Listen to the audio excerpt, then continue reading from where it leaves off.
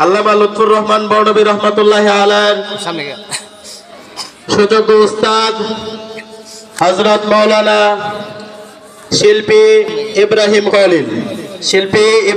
খলিল।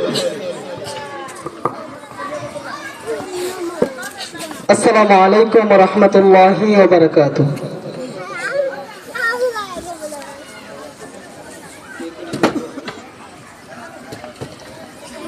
গড়েছ তুমি এই পৃথিবী জাহান, তুমি অসীম তুমি মহান।